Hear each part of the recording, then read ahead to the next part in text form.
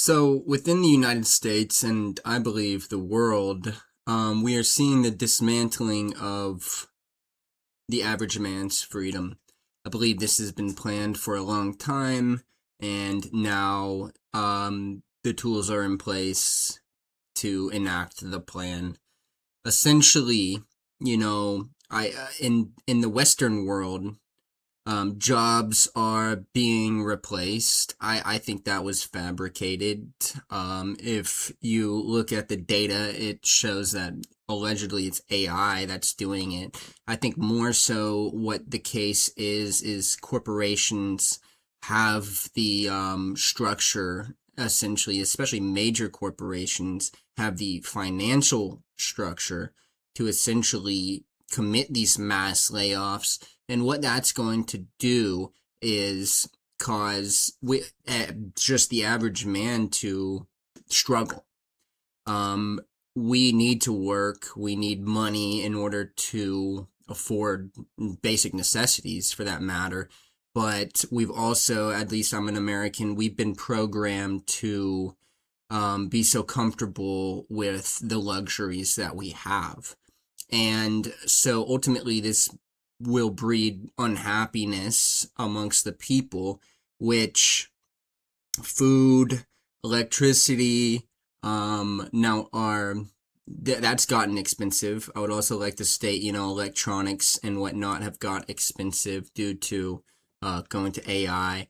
They're implementing data centers, which have been shown to essentially disrupt your brain to a degree, causing you not to think. I think the food we eat is pretty much poison, due to a bottom line. So currently, the U.S. and Israel are attacking Iran. Iran is the one leakage in the system of a global currency, or at least a global currency within the Western world. Which, if they were able to implement that and put all of the West on one currency, then to me, it's a matter of time before the East just can't compete, or you have East versus West even more so, and then the war would even escalate further than that. I think we're at that point. Um,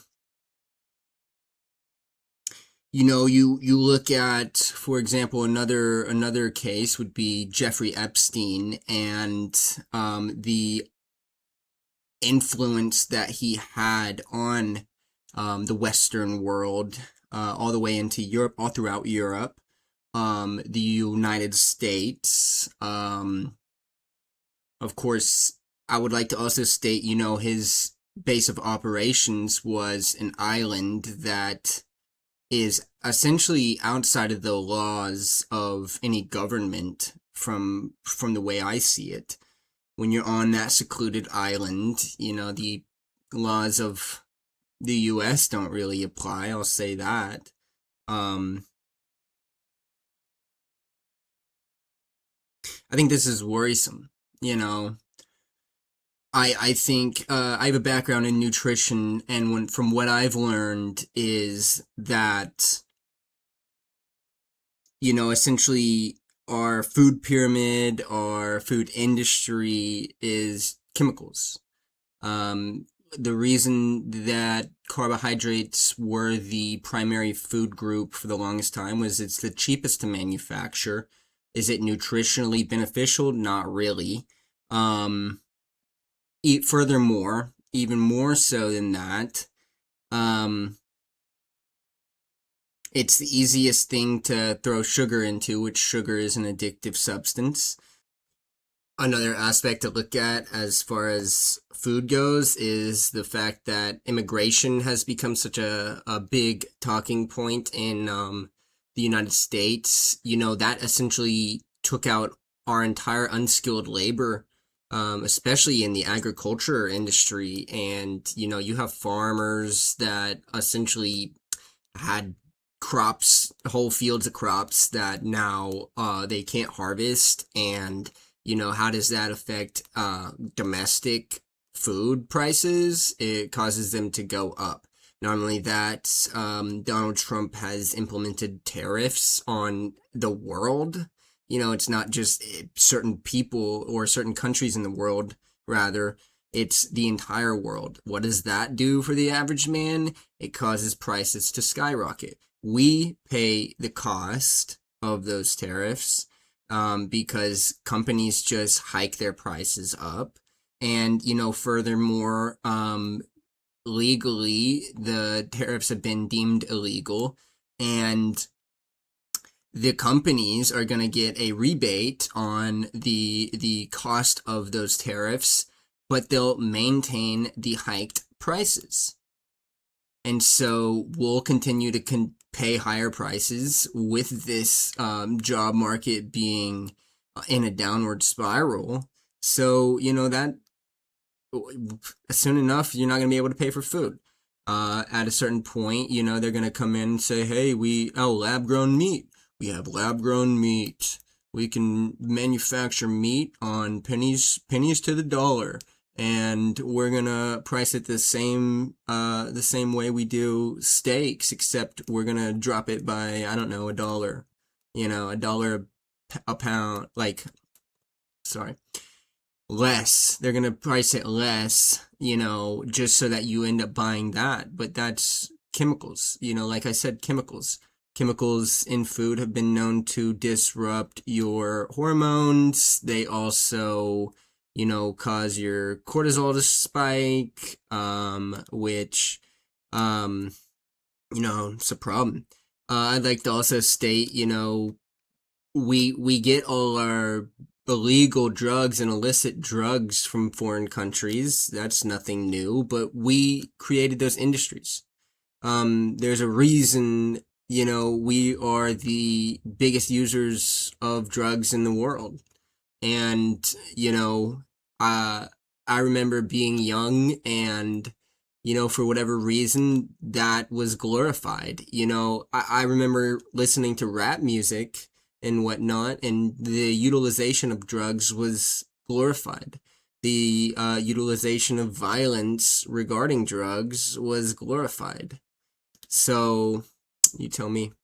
I think another aspect, we've armed the cartels to kind of control over, we not only arm the cartels, and I'm not really going to say that they control Mexico, because I think equally so we armed the Mexican government. We have armed militias down in South America. We put people in power like Noriega, and then we turn on him. This has been in the works for a long time. Say 9/11, was that really an attack on us, or did we attack our own people? Because we've done it in the past. The CIA is known for that, essentially infiltrating and causing chaos, and then they come and some United States entity comes and saves the day. I think we're just so far beyond that.